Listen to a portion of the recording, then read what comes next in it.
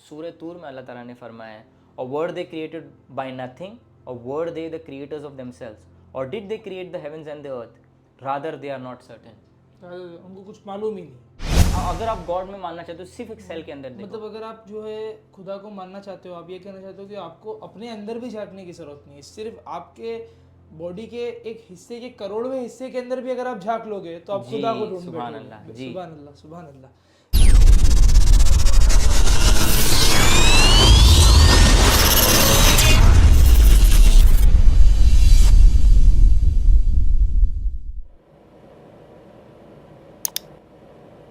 अस्सलामु अलैकुम वरहमतुल्लाहि वबरकातुहू। बिस्मिल्लाहिर्रहमानिर्रहीम। अल्हम्दुलिल्लाहि रब्बिल आलमीन वस्सलातु वस्सलामु अला रसूलिहिल करीम व आलिहि व सहबिहि अजमईन, अम्मा बाद। आज हम लोग खालिद भाई के साथ मौजूद है। खालिद भाई जो है वो इंसाइसिव थॉट्स के फाउंडर हैं और हमारे यूथ क्लब के बहुत ही अहम मेंबर है। आज हम यहाँ एक डिस्कशन के ऊपर जो बैठे हुए हैं वो इसलिए है कि हम जो एक बहुत अहम सवाल जो उभर के आज दुनिया में आ रहा है कि खुदा के वजूद की दलील क्या है, तो हम उसको उसके उसकी दलील देने के लिए आज यहाँ मौजूद है। इसके लिए हम जो है आज ये बहुत ज़रूरी सवाल कि डज गॉड एग्जिस्ट, वो पूछने के लिए खालिद भाई के साथ मौजूद है। बिस्मिल्लाहिर्रहमानिर्रहीम। अस्सलामु अलैकुम वरहमतुल्लाहि वबरकातुहू। वालेकुम अस्सलाम वरहमतुल्लाह। Thank you for calling me on your show. आपका बहुत मैं ग्रेटफुल हूँ मैं कि आपने आपके शो पे इनवाइट किया, और इंशाल्लाह मेरे ज़रिए से जो भी कंट्रीब्यूट करने मैं बहुत ग्रेटफुल फील करूँगा। बेशक इंशाल्लाह। सो रही बात गॉड्स एग्जिस्टेंस की, सो मुझे मेरा ये मानना है कि हमको गॉड्स एग्जिस्टेंस के लिए कोई दलील की ज़रूरत नहीं है। ये जो क्वेश्चन है कि we need a God's existence, we need something to prove God's existence, हमको कोई चीज़ की ज़रूरत है प्रूव करने के लिए गॉड्स के एग्जिस्टेंस को, मैं इस आइडिया से मैं इस आइडिया को एक्सेप्ट नहीं करता हूँ। मैं मानता हूँ कि अल्लाह सुब्हान व तआला ने हमारे को जब पैदा किया तो एक फ़ितरा के साथ पैदा किया, एक इनेट डिस्पोजिशन के साथ पैदा किया, और वो इनेट डिस्पोजिशन हमें नेचुरली फील करवाती है कि there is a God, there is a creator, there is purpose behind our existence, that purpose is link to God, और चीज़ें बनी हैं कुछ पर्पस के लिए। बेशक। और दुनिया के जाने माने psychologist such as Justin Barrett, Olivera Petrovich, Paul Bloom, and then we have Deborah Kellyman, Kelly Clark, और बहुत सारे हैं साइकोलॉजिस्ट है जो रिसर्च साइकोलॉजिस्ट है, कॉग्निटिव साइंस है, जो ये फील्ड में जाने माने जानते हैं इंसान के नेचर को, फितरत को एग्जैक्टली जी। वो ये बताते हैं कि नेचुरली हमारे पास एक डिस्पोजिशन है गॉड की तरफ इंक्लाइन होना, गॉड के एक्सप्लेनेशन की तरफ इंक्लाइन होना और उसको एक्सेप्ट करना। तो ये कहीं जाके जैसे हमारे दीन में बताया गया कि अल्लाह ने हमको एक फ़ितरा के साथ पैदा किया, तो ये दिखता है।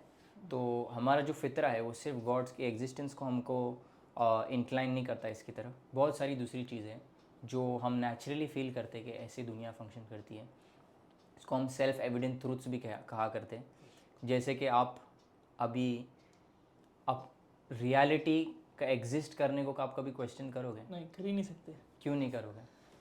क्यों करेंगे? Because you are living in a world completely, मतलब हर चीज़ आपके सामने है, हर चीज़ आपके सामने, हर चीज़ एक हो दलील सकता के है ये साथ सारा मौजूद है। इल्यूजन है, नहीं हो सकता। आपके दिमाग में सवाल नहीं आता? नहीं आ सकता है। क्योंकि ये आपका फितरा आपको नेचुरली बताता है कि हमारे दिल के अंदर एक ये है कि जो हर चीज़ हमारे सामने हो रही है उसके पीछे एक रीज़न है, एक रीजनिंग है। तो उसी तरीके से वही जो लोग ये नहीं समझ पा रहे हैं कि खुदा के होने के पीछे क्या रीजनिंग है, इसलिए यस। सो कहीं कोई इंसान का अगर फितरा इतना क्लाउडेड है कि वो अपने फितरा से बहुत दूर हो गया है, तो शायद रीजनिंग हमें हेल्प कर सकती है वापस से गॉड के एग्जिस्टेंस को इस्टेब्लिश करने, जो कि हमेशा ज़रूरी नहीं, हम कभी कभी इसको स्टैंडर्ड बना देते हैं। बट रही बात, अगर हमें गॉड के एग्जिस्टेंस प्रूफ करना है किसी को, अगर कोई अपने फितरा से महसूस नहीं कर पा रहा है या श्योर नहीं है, सो हमारे पास I think we have numerous evidences for God. I think दुनिया की सारी चीज़ अगर आप सोचो वो गॉड की तरफ पॉइंट करती है और गॉड के एग्जिस्टेंस को प्रूव करती है, एक दलील है। अगर हम इन्हें आर्ग्यूमेंट्स के फॉर्म में कहें, so we can start from the contingency argument, उसे हम बोलेंगे वाजिबुल वजूद। ये एक आर्ग्यूमेंट है जो गॉड के एग्जिस्टेंस को प्रूव करता है। Then there is the kalam cosmological argument, एक स्पेसिफिक उसका वर्जन जो बहुत आजकल पॉपुलर है, वो गॉड के एग्जिस्टेंस को प्रूव करता है।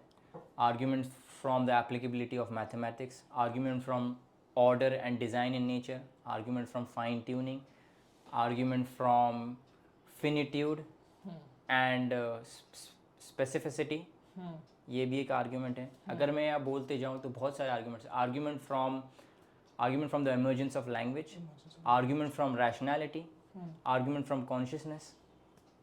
माशाल्लाह खालिद भाई, आपकी नॉलेज तो काफ़ी वसी है। और भी बहुत सारे हैं, बहुत सारे हैं बेशक। तो और हम आई थिंक इस शो में उन सबको अनरावल नहीं कर पाएंगे बिकॉज इसलिए मैं एक बेसिक आर्गुमेंट से शुरू करना चाहूँगा जो बहुत फितरी आर्गुमेंट है, जो किसी का फितरा अगर क्लाउडेड है वो उसको इसकी तरफ इंक्लाइन करेगा, उसको ट्रिगर जी करेगा, जी जी, उसको इसके करीब लाएगा जी।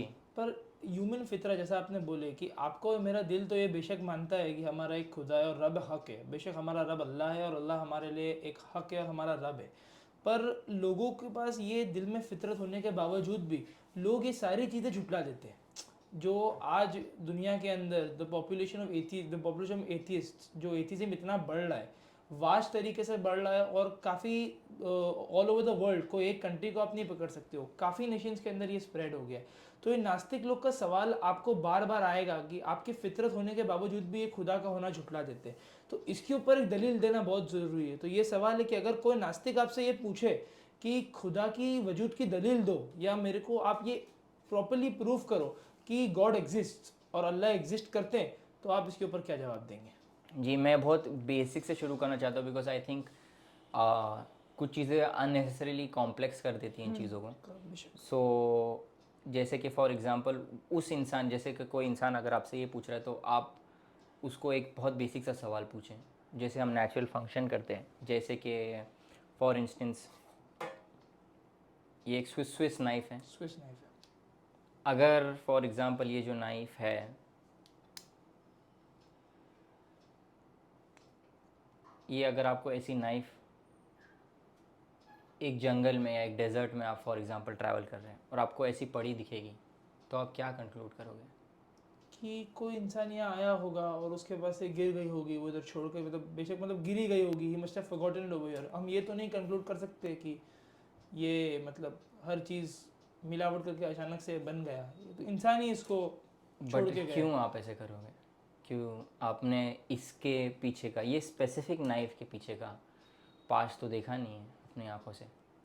बट एक रैशनल थिंकिंग की तरफ अगर आप जाएंगे तो आप देखेंगे ह्यूमन टेंडेंसी है कि अगर आप भी जाएंगे किधर, तो आप यही सोचेंगे कि कोई छोड़ दिया रहेगा।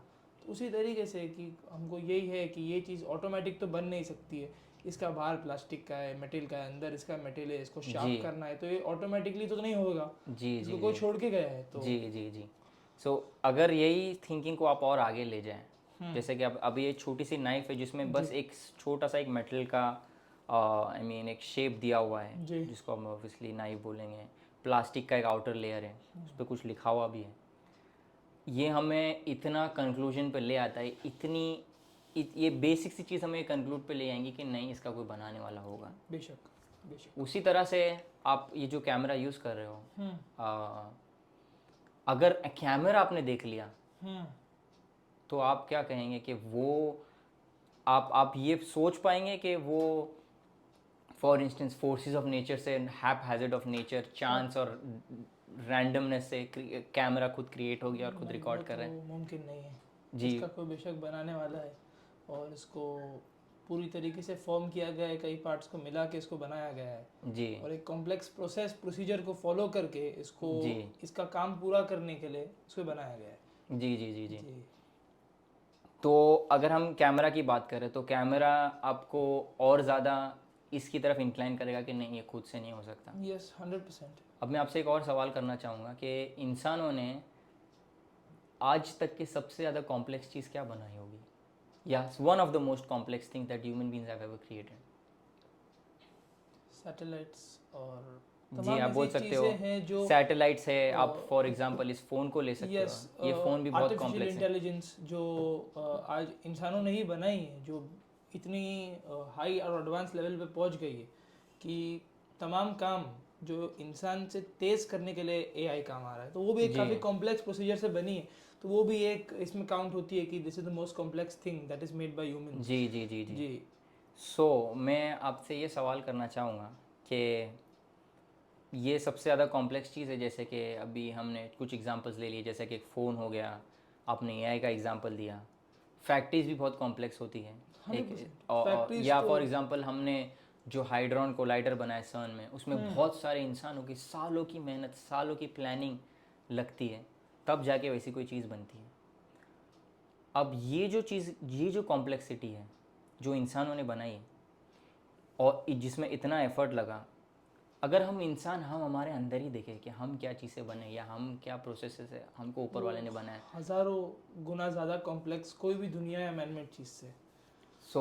जैसे कि आप फॉर एग्जांपल एक सेल ले लो, मैं आपको एक जी। सेल का एग्जांपल दूंगा कि एक ह्यूमन सेल जो हमारे अंदर है, हम्म जो हर कुछ टाइम के अंदर डिवाइड करके नया सेल प्रोड्यूस करता है, उस एक सेल के अंदर वो एक बिल्डिंग ब्लॉक जैसा बोलते हैं, जैसे बिल्डिंग हमारी होती है उसके अंदर एक ईंट होती है, एक बिल्डिंग ब्लॉक होता है, वैसे हमारी बॉडी के अंदर एक सेल, हम ह्यूमन सेल, वो हमारा एक बिल्डिंग ब्लॉक है जो हमको बनाते हैं। हम कई सारे ट्रिलियन सेल्स से बने होते हैं और वो रोज़ मल्टीप्लाई होते हैं कहीं ज़्यादा। वो जो एक सेल के अंदर की कॉम्प्लेक्सिटी, कुछ साइंटिस्ट ये बताते हैं कि वो एक सिटी की कॉम्प्लेक्सिटी जितना कॉम्प्लेक्स है। फैक्ट्रीज भी सुभान नहीं, अल्लाह। एक सिटी की कॉम्प्लेक्स जितना कॉम्प्लेक्स है। तो क्या जब आप ये एक छोटा सा चाकू देख के ये डिटरमाइन कर लोगे कि नहीं ये इसका कोई इसका बनाने कोई वाला है, क्रिएटर है तो इसका बेशक। कोई बनाने वाला है, तो ये जो एक सेल है इंसान के अंदर, जिसको खुदा ने बनाया, अगर अगर आप नहीं सोच रहे हो खुदा ने बनाया, तो आपके दिमाग में एक बार भी ये सवाल नहीं आएगा कि मुझे बनाने वाला कौन था। मुझे बनाने वाले से ज़्यादा तो मेरे बिल्डिंग ब्लॉक, जो एक सिंगल बिल्डिंग ब्लॉक जो एक इतना कम, सिंगल सेल है, उसको बनाने वाला कौन होगा। उसको बनाने वाला कौन तो होगा। बेशक जब हम इतनी ये बात को भी अगर आप बोलोगे कि बहुत बचकानी बात है कि ये खुद से बन जाए, तो जब आप ये सेल पे अगर आप पॉन्डर करो, तो आपके दिमाग में उनके फितरा को ट्रिगर करेगा बेशक बेशक। कि ये नहीं है, ये नहीं हो सकता, ये इसके पीछे का भी कोई बनाने वाला होगा। सही। और ये सिर्फ एक सेल की हम बात कर रहे हैं। अगर आपको इसमें थोड़ी और मैं इस पे एनलाइटन करूँ, जैसे कि फॉर एग्जांपल माइकल डेल्टन है, जो कि एक पीएचडी है इन बायोकेमिस्ट्री, वो ये कहते हैं molecular biology has shown that even the simplest of all living systems on earth today, bacterial cell जो कि सिंपल है, ह्यूमन सेल के लेवल के कॉम्प्लेक्स भी नहीं है, ये सिंपल सेल्स है, living of all living systems on earth today, bacterial cells are exceedingly complex objects. Although the tiniest bacterial cell are incredibly small, weighing less than 10 to 12 grams GMS, each is in effect a veritable micro miniaturized factory containing thousands of exquisitely designed pieces of intricate molecular machinery made up altogether from 100,000 million atoms, far more complicated than any machine built by man and absolutely without parallel in the non-living world. मतलब आपका conclusion तो यही है कि हमारा एक cell, वो भी हमारा वो सिर्फ सेल हमारा नहीं, भी नहीं, हमारा बैक्टीरिया भी का नहीं, एक सेल। बैक्टीरिया का सेल जो काफ़ी सिंपल है और 10 से 12 ग्राम से भी कम वेट करता है, जी वो कई लाखों फैक्ट्रीज के मशीनरी और कई लाखों फैक्ट्रीज के इंफ्रास्ट्रक्चर और उसकी कई लाखों एटम से जो बना हुआ है और जिसके पीछे इतना मैन मेड की मेहनत और इतनी टेक्नोलॉजी है, उससे भी कई ज़्यादा कॉम्प्लेक्स जी हमारा एक सिंपल बैक्टीरियल सेल है। जी तो मतलब सुभान अल्लाह, ये बेशक एक अल्लाह की कुदरत है और इसके ऊपर जो है आपने जो दलील दी माशाल्लाह, वो बहुत ही एक तरीके से एक इंसान की फितरत को ट्रिगर करती है कि बेशक ये हमारा बनाने वाला कोई तो होगा। पर ये एक और चीज़ मैं ऐड करना चाहता जी हूँ। जी माइकल डेल्टन आगे ये भी बोलते हैं कि the complexity of the simple known type of cell is so great that it is impossible to accept that such an object could have been thrown together suddenly by some kind of freakish, vastly improbable event. Such an occurrence would be indistinguishable from a miracle. वो बोल रहे कि इतना intricate ऐसा machinery खुद से throne into existence एक miracle के बराबर है। एक मिरेकल के बराबर। जैसे ऐसे दूसरे बहुत साइंटिस्ट है जो बोलते हैं कि एक सिंगल सेल जो पहले जो सिंगल सेल होगा, वो एक बोइंग 747 फ्लाइट से ज़्यादा कॉम्प्लेक्स होगा। तो क्या आप ये सोच सकते हो कि एक बोइंग 747 फ्लाइट एक जंगल के कुछ एक तूफान आने की और बिजली कड़कने की वजह से वो खुद से एक बोइंग 747 बन जाएगी? नहीं नहीं, वो तो जी, इस वजह से ही गैरी नोलन, जो एक प्रोफेसर ऑफ इम्यूनोलॉजी और नोबेल प्राइज नॉमिनी है, वो ये कहते हैं कि if you want to believe in God just look inside the cell. Just look inside the cell. तो बोल रहे कि सिर्फ अगर आप गॉड में मानना चाहते हो सिर्फ एक सेल के अंदर देखो। मतलब अगर आप जो है खुदा को मानना चाहते हो, आप ये कहना चाहते हो कि आपको अपने अंदर भी झांकने की जरूरत नहीं है, सिर्फ आपके बॉडी के एक हिस्से के करोड़वें हिस्से के अंदर भी अगर आप झांक लोगे तो आप जी, खुदा को ढूंढ सुभान अल्लाह, बैठोगे। जी। सुभान अल्लाह, सुभान अल्लाह। पर खालिद भाई, ये दलील होने के बावजूद इतनी कॉम्प्लेक्स, वो तो कॉम्प्लेक्सिटी में तो हम गए नहीं है, इतनी बेसिक दलील जिससे आप खुदा के एग्जिस्टेंस को आपकी बॉडी के एक हिस्से के करोड़वें हिस्से के अंदर आप देख सकते हो, उसके बावजूद जो एथियस्ट है और जो नास्तिक लोग हैं वो ये सारी चीज़ें झुटला देते हैं। अगर आपकी तो माशाल्लाह जो स्टडीज़ है वो पूरी इसी टॉपिक के ऊपर है, तो आप तो मुझसे बेहतर ये बात जानते हैं कि जिस तरीके से झुटला देते हैं, कई बार मोमिनों के पास या मुसलमानों के पास या खुदा में मानने वालों के पास भी जवाब नहीं होता कि क्या जवाब दे, क्योंकि हर फैक्ट को ही झुटला देते हैं। तो खालिद भाई, कोई तरीके से हम इसको प्रूव कर सके या कोई तरीके से साइंटिफिकली प्रूव कर सके, क्योंकि लोग जो है वो साइंस में जब मारते हैं और ये कहते हैं कि ज़मीन आसमान, क्योंकि जो हमारे रब का अल्लाह का नाम है वल फातिरुस समावाति वल अर्द, ये जो ज़मीन आसमानों का मालिक है, वो कहते हैं कि ज़मीन आसमान नेचर से बन गया, ये तो मुमकिन नहीं हो सकता। और हम ये मानते हैं कि अल्लाह ने ज़मीन भी बिछाई, आसमान भी बिछाया और हर मखलूक को पैदा किया।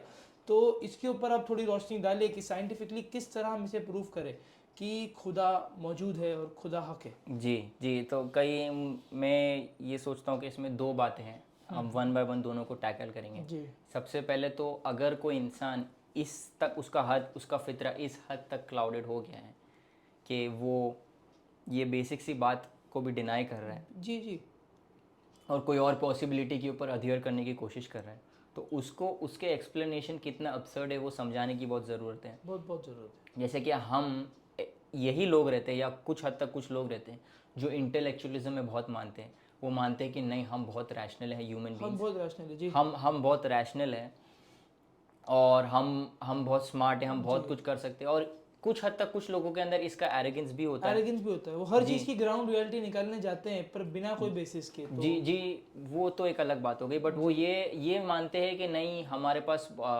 हम बहुत रैशनल है, और ये एक उनका प्राइड होता है उनके अंदर।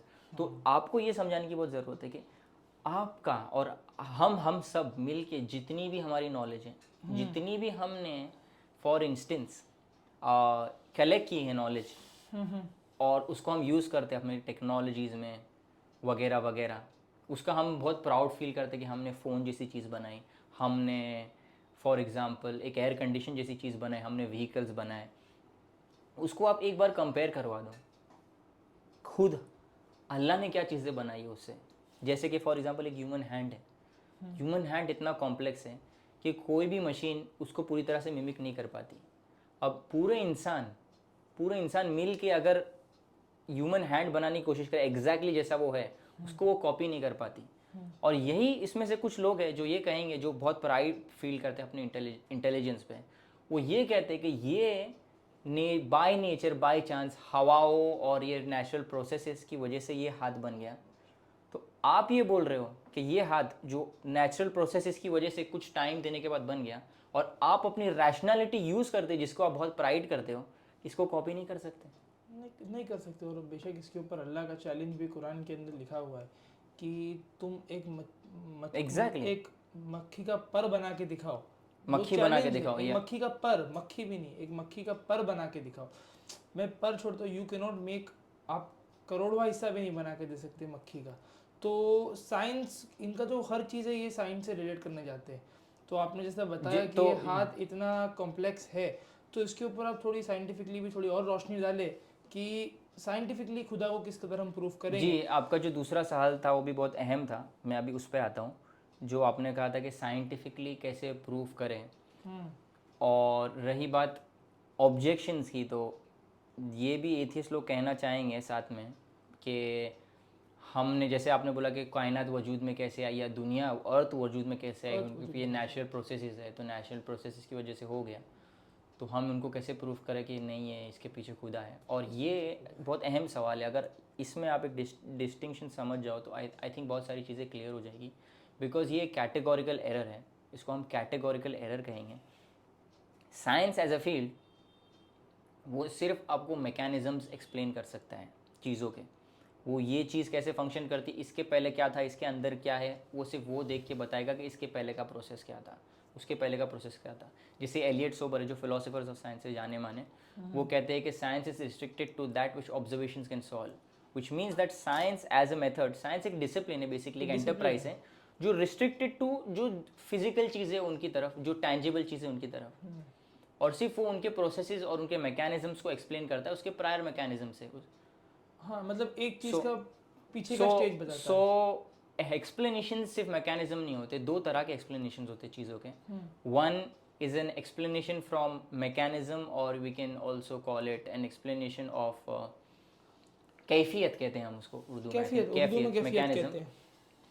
Another explanation is an agency explanation और एन एक्सप्लेनेशन फ्रॉम वोल्यूशन।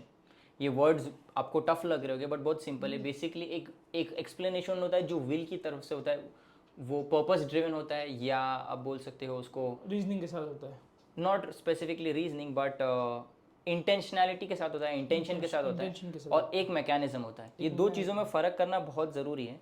जब सो मैं आपको एक एग्जांपल देना चाहता हूँ, एक बहुत सिंपल सा एग्जांपल है, और ये हम हमारे normal life, day to day life में ये फ़र्क हम करते रहते हैं।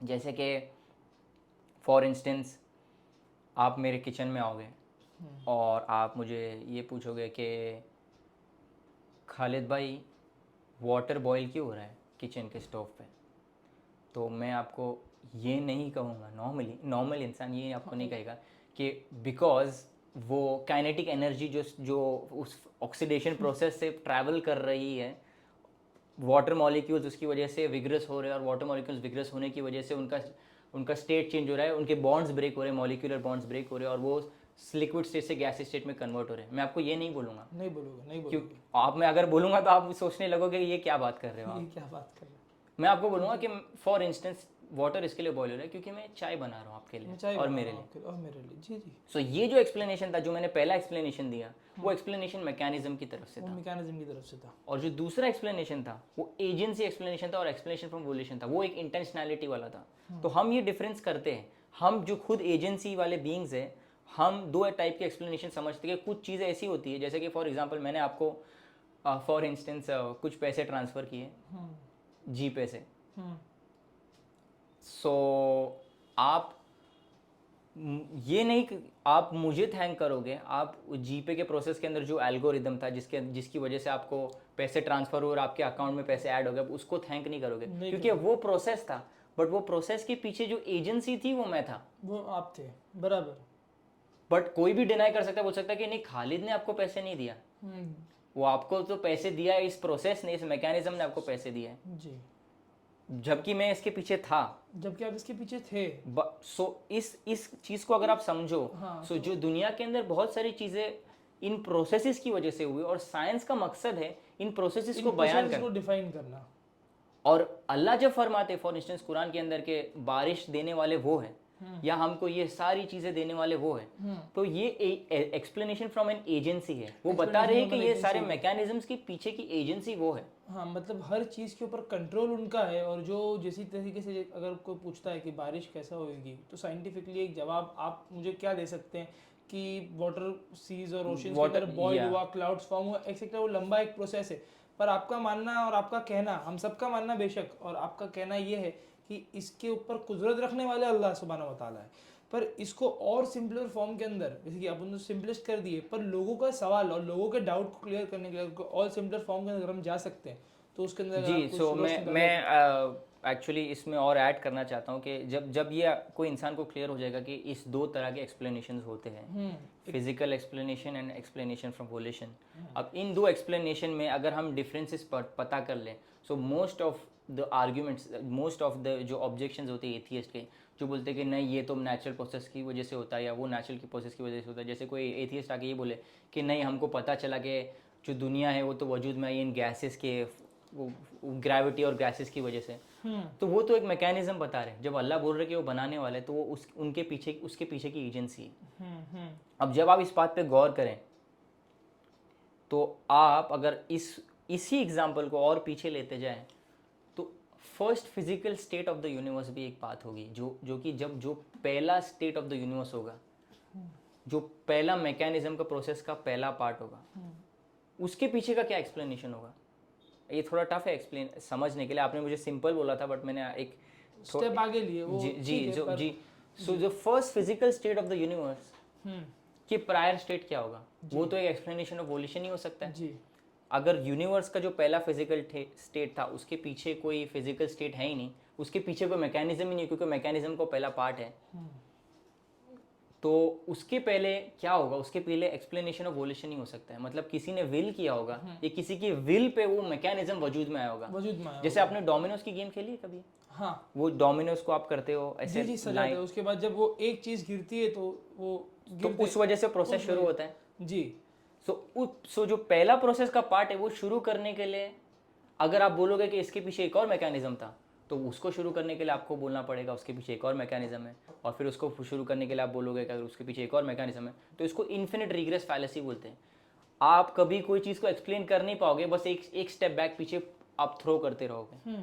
सो लॉजिकली रैशनली इसको आप इन्फिनिट रिग्रेस से निकलने के लिए एक ही जरिया है, वो ये है कि आप बोलोगे कि एन एक्सप्लेनेशन फ्रॉम वोल्यूशन, या एक विल थी, एक विल ने इस सारे प्रोसेस को स्टार्ट किया, द फर्स्ट कॉज जिसे बोलते हैं, एक फर्स्ट कॉज है। ये सारे नेचुरलिस्टिक प्रोसेस, ये सारे प्रोसेस को शुरू करने के लिए एक कॉज की ज़रूरत है, और उस cause itself can not be a mechanism. वो कॉज इटसेल्फ भी एक नेचुरल प्रोसेस नहीं हो सकता, बिकॉज वो फिर से आप एक इन्फिनिट रिग्रेस में फंस जाओगे। अब इसको बहुत कॉम्प्लेक्स तरीके से भी एक्सप्लेन कर सकते हैं और बहुत सिंपल तरीके से भी एक्सप्लेन कर सकते हैं। हमारा अगर आपके साथ मेरा पहला डिस्कशन है तो मैं इसको ज़्यादा कॉम्प्लेक्स करने की मैं चाहता नहीं कि मैं इसको कॉम्प्लेक्स करूं, बट ये आप खुद डिड्यूस कर सकते हो। जैसे कि फॉर एग्जांपल सूरह तूर में अल्लाह ताला ने फरमाया है, और were they created by nothing, और were they the creators of themselves, और did they create the heavens and the earth, rather they are not certain. उनको कुछ मालूम ही नहीं, उनको कुछ मालूम ही नहीं, डाउट बेसिकली। सो बेसिकली ये कुरान की आयत आप लेके, स्कॉलर्स का ये कहना है कि आप इसको अप्लाई कर सकते हो हर क्रिएशन, अल्लाह के क्रिएशन पे। उसको क्रिएशन विच इज़ मोहदा, जिसको मोहदा कहते हैं, आप उसको अप्लाई कर सकते हो। तो ये आप सारे यूनिवर्स पे अप्लाई कर सकते हो। जब आप ये सारे यूनिवर्स पे अप्लाई कर सकते हो तो आपके पास 4 पॉसिबिलिटी आएगी। This is an argument which we can derive from the आया ऑफ द कुरान। हमारा यूनिवर्स जो है, was it created by nothing, और वॉज इट सेल्फ क्रिएटेड? उसने खुद अपने आप को क्रिएट किया, सेकेंड ऑप्शन था ये। Third option is created by something else that was created, और फोर्थ ऑप्शन है कि created by something else that was uncreated. अब इन 4 पॉसिबिलिटीज़ के अलावा कोई 5वीं पॉसिबिलिटी नहीं हो सकती। नहीं हो नहीं सकती है। तो इन 4 पॉसिबिलिटीज़ में क्या कोई चीज़ वजूद में आ सकती है from nothing, via nothing, and by nothing, and for nothing? So ये आइडिया बहुत ही ज़्यादा एब्सर्ड है। सो आप इस ऑप्शन को सोच ही नहीं सकते कि यूनिवर्स, और ये मानना है, कोई एथियस्ट का ये मानना है कि यूनिवर्स बाय नथिंग आ सकता है, I think requires much more faith than any other belief they can adopt. So we can read that. Second thing is, was the universe self created? क्या और ये आइडिया भी बहुत एब्सर्ड है, because ये एक लॉजिकल कॉन्ट्रडिक्शन है। जैसे कि for example, can you give birth to your own self? You can not. आपको अपने आप को बर्थ देने के लिए सबसे पहले खुद प्रायरली एग्जिस्टिंग करना चाहिए, और अगर आप प्रायरली एग्जिस्टिंग कर रहे हो तो आप वजूद में कैसे हो? This is circular reasoning in some sense, this is circular and it is self contradictory. So via this being a contradiction, हम इस एब्सर्ड रीजनिंग को भी हम साइड में कर सकते हैं। Second option is not viable. The third option is created by something else that was created. Now अगर if the universe was created by something else that was created, और दूसरा कोई मैकेनिस्टिक प्रोसेस था, so again we would jump back to the infinite regress. हम अगेन वो infinite regress में आ जाएंगे कि फिर उसको क्या, वो प्रोसेस को किसने क्रिएट किया, फिर उस प्रोसेस को किसने क्रिएट किया, फिर उस प्रोसेस को किसने क्रिएट किया, and this can not go at infinitum. This can not go at infinite, क्योंकि जिसका जो जिसने क्रिएट यूनिवर्स को किया, अगर को मानता है को something that was created the universe, तो जिसने जिस यूनिवर्स को क्रिएट किया उसका भी तो कोई क्रिएटर होगा जी। वो सो बेसिकली ये एक नेचुरलिस्टिक प्रोसेस नहीं हो सकता, बिकॉज वो एक क्रिएटेड प्रोसेस नहीं हो सकता, वो कुछ और होगा। बट मैं ये समझाने के लिए, बिकॉज ये कुछ लोगों को एब्जॉर्ब करने टाइम लगता है, मैं एक एग्जांपल देना चाहता हूँ। जैसे कि फॉर इंस्टेंस मैं आपके पास आया और मैं फॉर एग्ज़ाम्पल मैं एक वेंडिंग मशीन के पास खड़ा हूँ और वहाँ वेंडिंग मशीन में मैं अगर $2 यूज़ करके $2 इंसर्ट करूँगा तो मुझे एक चॉकलेट बार मिलेगी अंदर। आपने देखा होगा वेंडिंग मशीन हाँ कभी? हाँ। तो उस वेंडिंग मशीन में अगर मैं $2 इंसर्ट करूँगा तो एक चॉकलेट बार मेरे पास आएंगी। बट मेरे पास $2 नहीं थे, तो मैंने आपसे $2 मांगे। आपने बोले मेरे पास भी $2 नहीं है, आप किसी और से $2 मांगते हो और वो किसी और से मांगता है, स्टूडेंट वो किसी और से मांगता है और वो किसी और से वो मांगता है। प्रोसेस चलते ही रहता है, खत्म ही नहीं होता। अगर वो प्रोसेस चलते रहता है, ख़त्म नहीं होता, तो क्या मैं कभी $2 ले के वेंडिंग मशीन में डालूंगा और मेरे पास मेरी चॉकलेट कैंडी हाथ में आ गया, नहीं चॉकलेट आएगी, बार? आएगी पॉसिबल नहीं नहीं। है, क्योंकि वो मांगते ही रहेगा, वो खत्म ही नहीं होगा। वैसे ही अगर हर एक मैकेनिस्टिक प्रोसेस उसके प्राइम मैकेनिस्टिक प्रोसेस पर डिपेंड करता था एग्जिस्टेंस में आने के लिए, वजूद में आने के लिए, और वो इन्फिनिट रिग्रेस तक जा रहा है, तो ये मैकेनिस्टिक प्रोसेस कभी एग्जिस्ट नहीं कर रहा तो होता, दुनिया बनती ही नहीं। तो दुनिया बनती नहीं। But by the fact that ये दुनिया बन गई है, हमको दिखता है कि क्रिएशन हो गया है। जैसे कि मेरे एग्जांपल में, अगर आपको पता नहीं है कितना दूर है ये प्रोसेस, ये बट आपको दिख रहा है कि मेरे पास पैसे नहीं थे, आपके पास नहीं थे, बट मेरे हाथ में अगर फॉर एग्जांपल कोई थर्ड पर्सन देख रहा है और वो देख रहा है कि मेरे हाथ में ऑलरेडी कैंडी बार आ चुकी है, तो वो ये समझ जाएगा कि ये चेन में कोई एक स्टूडेंट था जिसने किसी और से मांगा नहीं या किसी और पे डिपेंड नहीं किया उसने, और वो चेन ऑफ लैंडिंग को शुरू किया उसने अपने खुद के $2 देके। वैसे ही एक क्रिएटर होना ज़रूरी है जिसने सारे मैकेनिस्टिक प्रोसेस को क्रिएट किया, और वो क्रिएटेड नहीं था, उसे वो क्रिएटेड, जब हम बोलेंगे कि वो भी क्रिएटेड था तो अगेन ये लेंदी प्रोसेस फिर से शुरू हो जाता है। बिकॉज क्रिएटर का तो क्रिएटर हो ही नहीं सकता है ना। एग्जैक्टली वो अल्टीमेट क्रिएटर है तो उसका कोई क्रिएटर नहीं हो सकता। मालिकुल मुल्क हमारा रब है, तो उसका कोई क्रिएटर तो हो ही नहीं सकता है। वो अब वो ये बात मानते हैं और लोग उसे झुटलाते हैं, तो उसको आपने प्रूफ करने के लिए एक बेहतरीन एग्जांपल दिया। पर एक चौथा पॉइंट जो आप बताना चाहते सो हैं, अगर थर्ड एग्जांपल जो है हम उसको रद्द कर देंगे, created by something else that was created, वो एक इन्फिनिट रिग्रेस तक जा रहा है, तो वो ऑप्शन वायबल नहीं है। So the fourth option which I spoke about, created by something uncreated, is viable here. तो अगर वो created by something else that was created, something else that was uncreated, sorry, so uncreated is the final option. यहाँ पे अगर हमने ये prove कर दिया कि कोई चीज़ है जो अनक्रिएटेड है और उसके विल से ही वो वजूद में आ सकती है दूसरी चीज़ें, तो यहाँ पे हमने ऑलमोस्ट कुछ हद तक का एथियस्ट को थीज़म के करीब ले आ गए हैं, कुछ हद तक का। हाँ, थीज़म के करीब लेगा, सही बात है। ये प्रूव करने में कि इस पूरी दुनिया और एक कायनात को वजूद में आने के लिए एक विल की ज़रूरत है, एक अनक्रिएटेड कॉज की ज़रूरत है, अनकॉज्ड कॉज की ज़रूरत है। कॉज की ज़रूरत। सो रही बात, एक और चीज़ मैं मेंशन करना चाहता हूँ जो हम भूल जाते कई बार, कि जब साइंस हम बोलते हैं कि हम we want scientific evidence for God, science as a process itself, जब हम साइंस एज ए डिसिप्लिन देखें तो वो सिर्फ लिमिटेड ऑब्जर्वेशंस तक ही एक्सटेंड करता है। सो जब हम कोई चीज़ को प्रूव करना चाहते हैं जो बियॉन्ड फिजिकल फिनोमेना है, बियॉन्ड टैंजिबल फिनोमेना है, तो science as a discipline in itself, जैसा अब हम समझते हैं मॉडर्न साइंस को, वो इसके स्कोप की बाहर की चीज़ है, इसके स्कोप की बाहर। तो साइंस एज अ मेथड हम उसके अंदर का डेटा यूज करके एक कंक्लूजन ला सकते हैं जो सुपरनैचुरल एग्जिस्टेंस को प्रूव करता है, बट साइंस इटसेल्फ उसकी हद वहाँ खत्म हो जाती है। जी, तो हम साइंटिफिक डेटा हमारे पास आए, हम उसको यूज करके गॉड का एग्जिस्टेंस प्रूव कर सकते हैं, और वो सारी चीज़ें जैसे फाइन ट्यूनिंग हो गया, आर्ग्यूमेंट फ्रॉम डिजाइन हो गए, बहुत सारी चीज़ें जो साइंस में जो ऑलमोस्ट सारी उस चीज़ की तरफ पॉइंट करती है, but science as a method वहाँ पे खत्म हो जाता है। यहाँ पे हम लॉजिक यूज़ कर सकते हैं, मंतिक बोलते हैं हम, रैशनैलिटी यूज़ कर सकते हैं, और बहुत सारी चीज़ें जो हमें उस तरफ पॉइंट करती हैं। सर्टेनली ये तो प्रूव हो गया कि इंसान की लॉजिक और इंसान का माइंड और इंसान की फितरत ये बिलीव करती है कि खुदा है। जी, आपकी बात से तो हम काफ़ी सहमत थे, कि हमारे तमाम सवालों का जवाब आपने दे दिया। पर सुभान अल्लाह, बेशक ये सब चीज़ें प्रूव होने के बाद हमने अल्लाह की एग्जिस्टेंस माशाल्लाह प्रूव कर दी, जो हक़ है। पर एक चीज़ जो नास्तिक लोग के लिए मैं आपको बोलना चाहूँगा, जो सब में ज़रूरी है, वो ये है कि हमने जितनी बातें करी, तमाम बातें शुरुआत से लेके कि वजूद की दलील से लेके साइंस तक का, वो सारी चीज़ें लॉजिक, ब्रेन और फितरत को अफेक्ट करती है। आप इस बात से सहमत है?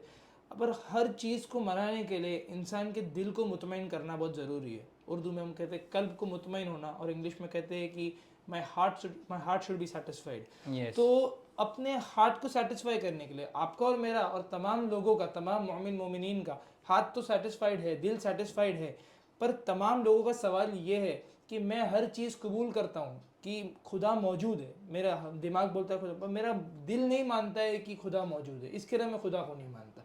तो एक दिल को टारगेट करते हुए, something that would hit the heart, वो बताते हुए अगर आप कहे कि व्हाट इज जी something that can satisfy the heart. जी, अगर अब इस बात को देखें तो बल्कि मैं ये कहना चाहूँगा कि ये और ज़्यादा आसान चीज़ है दिल को टारगेट करना। अगर कोई इंसान ये समझे कि उसका खुद का मकसद क्या है ज़िंदगी में आने का, और अपने खुद के आप पे रिफ्लेक्ट करें कि क्या ऐसी चीज़ है जो, क्या अल्टीमेट पर्पस है मेरी लाइफ का, क्या चीज़ है जो मुझे होप देगी अल्टीमेटली, क्या चीज़ है जो मेरे एग्जिस्टेंस को मीनिंग देगी, क्या चीज़ है जो मुझे एक मॉरल फ्रेमवर्क देगी, और उसके बारे में थोड़ा रिफ्लेक्ट करें। मैं ये, अगर कोई ऑडियंस जो है हमारा देख रहे हैं, उनको मैं कहना चाहूँगा कि आप अपने अल्टीमेट मीनिंग, अपने पर्पस को बारे में ज़्यादा सोचें कि आपका लाइफ में पर्पस क्या, और क्या चीज़ आपको पर्पस देती है। अगर आप ये सोच रहे हो कि आप अल्टीमेटली एक accidental by product of nature हो, तो आप ये भी फील करोगे कि आपके अंदर, आपके दिल में कुछ है जो वो नहीं मानना चाहता कि आप एक्सीडेंटल बाय प्रोडक्ट हो, और आप एज अ ह्यूमन बीइंग ये सवाल को, ये चीज़ को लेके चल नहीं सकते। आप जितने भी एथियस्ट लोगों से बात करोगे, एटलीस्ट मोस्ट ऑफ देम, उनको यही प्रॉब्लम होता है, एग्जिस्टेंशियल क्राइसिस, एग्जिस्टेंशियल एंग्स। वो उनकी तरफ इसलिए है क्योंकि वो जो मकसद के लिए अल्लाह ने उनको बनाया वो नहीं कर रहे और कुछ और कर रहे, तो ये चीज़ें सिंक नहीं चलती उनके अंदर। उनका फितरा है, उनके अंदर अल्लाह ने एक कैपेसिटर रखा है, बनाया है उसको कि वो अपना अल्टीमेट पर्पस ढूंढे, अपनी अल्टीमेट मीनिंग ढूंढे लाइफ की, और एक मॉरल फ्रेमवर्क ढूंढे जो ऑब्जेक्टिव इन नेचर है। मे बी इन टॉपिक्स को मैं ज़्यादा बाद में इन पे एलैबोरेट जी, करूँगा इनको तो जी। हम बाद में धीरे धीरे खोलेंगे और इंशाल्लाह। और अल्टीमेट होप, मैं एक एग्जांपल देना चाहता हूँ जिससे शायद थोड़ा और ट्रिगर हो लोगों का फितरा। इमेजिन करें एक इंसान जो बचपन से कोई एक बीमारी में, उस, for example he is blind, sorry to say but ये मैं फील कराना चाहता हूँ लोगों के साथ, लोग एम्पथाइज करें इस इंसान के साथ जो मैं फिक्टिशियसली क्रिएट कर रहा हूँ। ही is blind, he has, for instance, वो चल नहीं सकता और फिर वो बेड रेस्ट पे है लाइफ, फॉर लाइफ। डॉक्टर ने कह दिया कि अभी कुछ होप नहीं है आगे, और मे बी वो 10 साल और जी सकते हैं, बट ना उनकी ब्लाइंडनेस जा सकती है, ना वो कभी चल पाएंगे। अब इस इंसान जो ऐसे लाइफ में जी रहा है, फॉर इंस्टेंस उसके पास, इस इंसान के पास अब ये इनएविटेबल चीज़ से वो गुजर रहा है, उसको क्या चीज़ होप देगी? अगर फॉर एग्जांपल वो गॉड के एग्जिस्टेंस में बिलीव करता था, आप उसको जाके फॉर एग्जांपल कोई एथियस्ट की किताब दोगे और उनके गॉड के एग्जिस्टेंस को निकालने की कोशिश करोगे, क्या होप के साथ वो जिएगा? और अगर फॉर एग्जांपल वो इंसान है जो जो फॉर एग्जांपल नास्तिक के खुदा में नहीं मानता, उसको क्या चीज़ होप देगी? अगर वो यही मानना है उसको कि आगे जाके 10 साल बाद भी मुझे फिर मिट्टी में मिलना है और मेरी मीनिंग का कोई मेरे लाइफ में कोई मीनिंग नहीं, कोई पर्पस नहीं, सो क्या डिप्रेसिंग वर्ल्ड व्यू है कितना। बहुत ये this is very depressing. For instance आप गॉड के एग्जिस्टेंस के बिना अल्टीमेट जस्टिस एक्सप्लेन नहीं कर सकते। फॉर एग्जांपल अगर हम ये वक्त को भूल के नाजी जर्मनी में होते हैं, इमेजिन करो एक औरत है, जो औरत देख रही है फॉर इंस्टेंस उसकी फैमिली को गैस चेंबर में डाला जा रहा है उस वक्त, और वो कुछ नहीं कर सकती, then there is no justice. अगर आप बिलीव करोगे कि आफ्टर लाइफ ही नहीं है, अगर आप ये सोच रहे हो कि आफ्टर लाइफ नहीं है और इस सब के पीछे कोई अल्टीमेट जस्टिस नहीं होगा, अगर नाजी जर्मनी के वक्त पे अगर इन लोगों ने जो ज़्यादती की थी लोगों पे, उसका कोई रेमिफिकेशन, उसका कोई रेसिप्रोकेशन, उसका कोई रिकॉम्पेंसेशन नहीं होगा, तो आपका लाइफ कितनी मीनिंगलेस हो जाएगी। डिप्रेसिंग और डिप्रेशन और कालापन जो हम कहते हैं, डार्कनेस इन योर लाइफ, मतलब तुम्हारे इर्द गिर्द अंधेरा छा जाएगा। जी, सो एक बात मैं एंड करना चाहूँगा ये बोल के कि जो कॉन्सेप्ट ऑफ गॉड है, ये हमें इस कॉन्सेप्ट को ऑब्जेक्टिवली समझना, उसको ऑन्टोलॉजिकली उस जगह पे प्लेस करना, हमें एक पूरा इंसान बनाता है, पूरा जो इंसान। कि हम हैं। It completes us. It completes us as what we are, what we expect to be, having purpose, having meaning, having hope, having understanding ultimate justice, understanding of moral framework, and there are many things जो इसके साथ That जुड़ी हुई हैं. जी मैं इसको और complex किया आपका ज़्यादा टाइम नहीं लेना चाहूँगा, बट इतना समझाना चाहता हूँ कि जो दिल से ये नहीं समझ पा रहा कि उसको खुदा की ज़रूरत है, मे भी वो अपने अंदर ने उसने बराबर झाँक के देखा नहीं, उसका एक इंसान की तरह फंक्शन करना डे टू डे लाइफ में, वो भले ही खुदा को मुंह ज़बानी से मान नहीं रहा है, बट उसके एक्शंस यही बताएंगे कि कहीं हद तक का वो एक इस तरह की लाइफ जीता है जैसे कि जो जो उसके बिहेवियर्स ये बताएंगे कि जैसे उसके पास पर्पस है, जैसे उसके पास he has a मीनिंग है, purpose to live. जो कि सिर्फ एक खुदा में मानने वाला ऑब्जेक्टिवली और एक खुदा में मानना अल्टीमेटली जो इन चीज़ों को ग्राउंड करके जी सकता है और इन चीज़ों को मीनिंग दे के जी सकता है. सो अगर मैं ऑडियंस से कहना चाहूँगा कि अगर आपको एग्जिस्टेंशियल क्राइसिस है, अगर आप एथियस्ट हो, तो आप इस चीज़ पे थोड़ा रिफ्लेक्ट करें और मे बी ये आपको फितरा ट्रिगर करने का एक टर्निंग पॉइंट हो. बेशक इंशाल्लाह. सुबह अल्लाह. और एक आखिरी सवाल जो हमारे लोगों का एक है हमारे कि इतनी सारी दलीलें देने के बाद सुबहान अल्लाह, अभी तो हमने दिल को भी सेटिस्फैक्ट्री एक आंसर दे दिया, कल्ब को भी मुतमईन कर दिया बोलना चाहो तो. हमें हर तरीके से साइंस से लॉजिकली इंटेलेक्चुअली हर तरीके से हमें टारगेट करके हमारे सवालों का जवाब सुबहान अल्लाह आपने दिया है अल्लाह के हुक्म से. तो एक सवाल जो अगर आप शॉर्ट के अंदर एक लोगों को समझा दे कि atheism all over the world, ऐसा नहीं है कि कई जगहों पे बढ़ रहा है, atheism all over the world बढ़े जा रहा है. इतने सारे आर्ग्यूमेंट्स और इतने सारे जो डिबेट्स है वो सब एक ही एंड रिजल्ट पे आते हैं. कई टाइम डिबेट होने के बाद भी रिजल्ट ये आता है कि खुदा मौजूद और खुदा की वजूद की दलील बेशक है और जी. अल्लाह हक है. पर इसके बावजूद एथियज्म क्यों बढ़ रहा है, इस पे अगर आप एक शॉर्ट रोशनी डाल सके तो काफ़ी हद तक का हमारे तमाम सवालात जो है वो कवर हो जाएंगे. जी जी. एथीज़म बढ़ने के पीछे के बहुत सारे कॉजेज़ अगर आप समझे तो ये it's a big topic in itself, but मैं शॉर्ट में समझाना चाहूँगा कि जितना मैंने देखा है और दूसरे देखेंगे तो atheism is not something to do with intellectual rigour. I don't think so, I don't believe that. ये मेरे हिसाब से रूहानी बीमारियों की वजह से आता है इंसानों के अंदर. अगर आप if you have spiritual diseases in the heart, आपको इस स्पिरिचुअल डिजीजेस की वजह से आप एथिज्म की तरफ इंक्लाइन हो सकते हो. जी जी. सो दुनिया में आई थिंक स्पिरिचुअल डिजीजेस बढ़ रही है.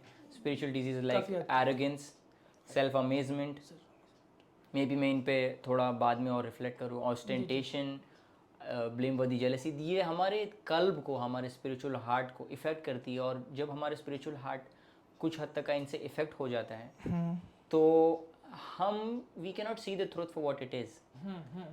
और द लाइट ऑफ ईमान does not enter our heart because our heart is clouded. हमारा स्पिरिचुअल हार्ट कहीं हद तक का क्लाउडेड है, कहीं हद तक का रस्टी हो जाता है. तुम्हारे दिल को जंग लग जाता है. जी. बट ये एक बहुत फ्रॉम अ स्पिरिचुअल पर्सपेक्टिव में आपको बताया.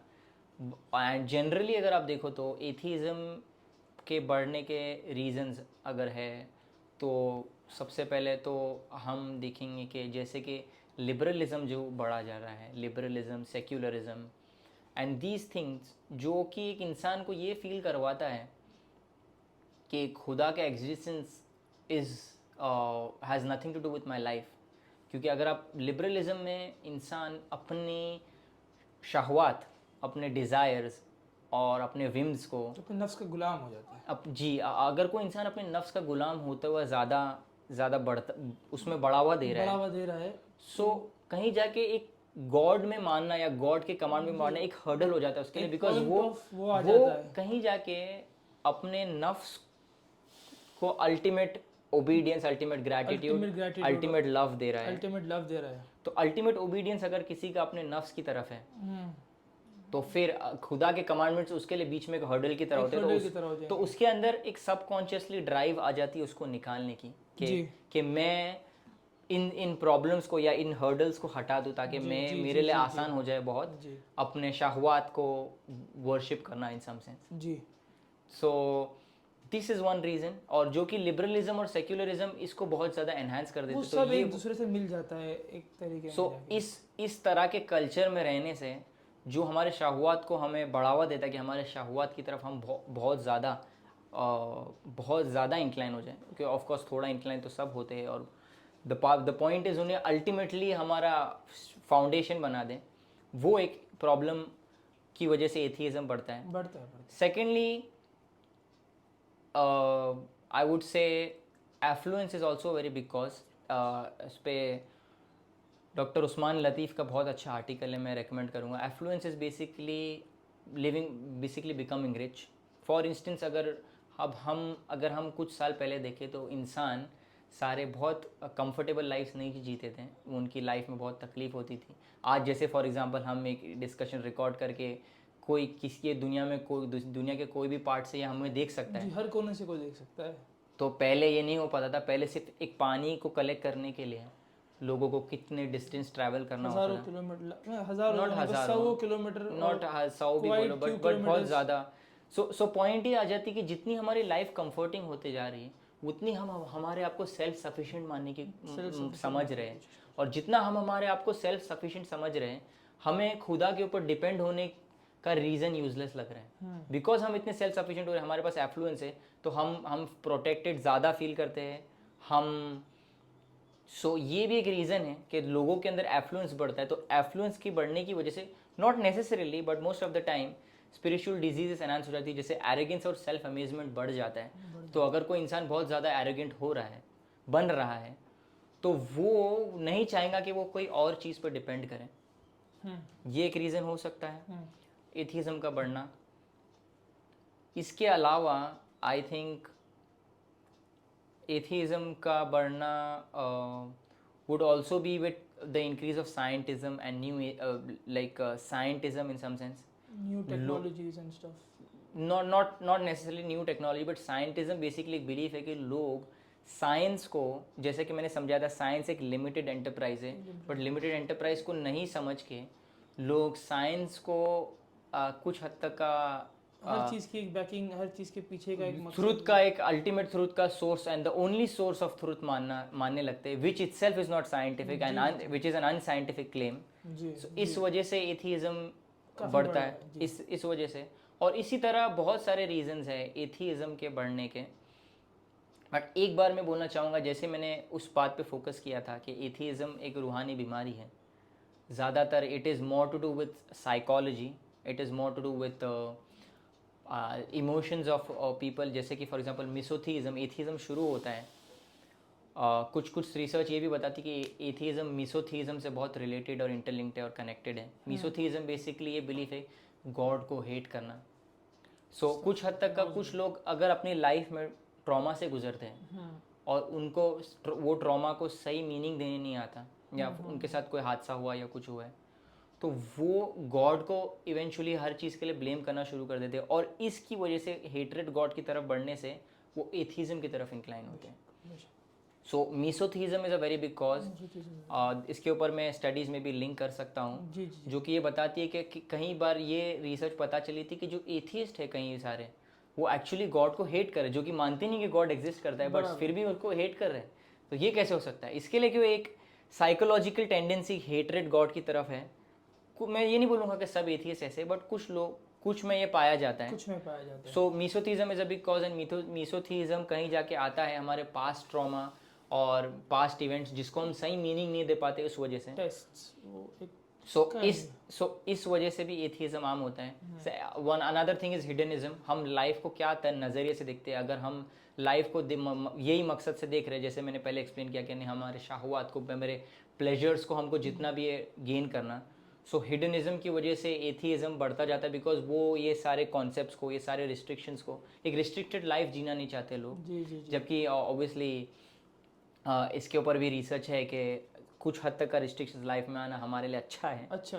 बट लोग ये समझते नहीं हैं, और लोग इस तरफ इंक्लाइन होते हैं कि मुझे कोई रिस्ट्रिक्शन नहीं चाहिए, मुझे एब्सोल्युटली फ्री बनना है। वो एटीट्यूड कि जो मैं चाहूँ वो हो, और जो मैं चाहूँगा वो मैं करूँगा, वो तरीके से no this is barrier not necessarily wrong, but taking it to its ultimate goal, level, because yeah, after everything what Deen says that ultimate love, gratitude and obedience, जैसा आपने जो बोले वो completely अल्लाह को बिलोंग करता है। जी। जब अपने नफ्स तक जाता है तो फिर इसका कॉज और जो एथिज्म निकल के आता है जी, उसका मकसद एथिज्म निकल के आता अब मैं ये भी कहना चाहूँगा, apart from that there are many reasons, but I think ये इतने भी हमारे ऑडियंस के लिए इनफ हो गए। Basically. एक लास्ट पॉइंट मैं बोलना चाहता हूँ कि जो एथियस्ट की साइकोलॉजी अगर आप देखोगे तो डॉक्टर नासिर खान, मेरे चैनल पे मेरे पेज पे एक वीडियो है जो बहुत अच्छा है।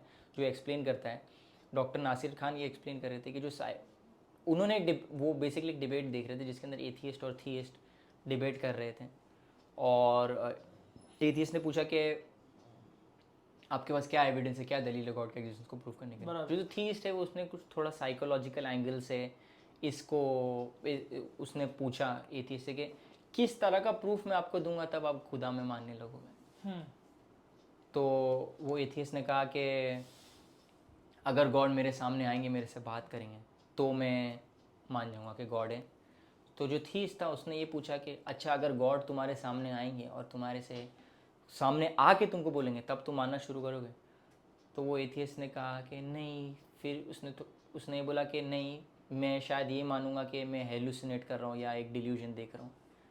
तो अगर आप ये समझो कि इतनी बड़ी दलील होने के बाद भी अगर एथियस्ट उसको भी झुटलाने के लिए तैयार है, तो ये साइकोलॉजिकली एविडेंस के लिए नहीं है, एटलीस्ट मैं सब पे नहीं कहूँगा बट कुछ पे बहुत अप्लाई होता है। मैंने अपनी लाइफ में बहुत देखा है कि ये एविडेंस की वजह से ही अल्लाह को नहीं मान रहे, but more to do with something in there within their psychology जो डिनाई करना चाहते हैं। और ये मैं बहुत सारे एथियस्ट में देखा हूँ। आई थिंक पीटर एटकिंस थे, उनको एक डिस्कशन में पूछा था, ये वो एक जाने माने एथियस्ट है, उनको डिस्कशन में पूछा था कि अगर खुदा आपके सामने आ जाओगे तो आप उनको मानोगे, तो समथिंग अलोंग दोज लाइंस, और उन्होंने डिनाई किया। रिचर्ड डॉकिंस जो कि one of the most prominent और the most prominent atheist in the world है, उनसे किसने पूछा था, आई थिंक वो ऑक्सफोर्ड में थे, कि अगर God appears in front of the clouds और इन फ्रंट ऑफ यू और वो बोलने लगे कि मेरे में मानो, तो क्या आप मानोगे? तो रिचर्ड डॉकिंस कहने लगा कि हाँ, अगर गॉड मेरे सामने प्रूव करेंगे तो मैं मानूंगा, लेकिन वो भी तो एक ट्रिक हो सकती है, it can be A Conjuring trick. बोले इंसानों को फूल करना बहुत आसान है, तो मे भी कोई मुझे फूल कर रहा होगा।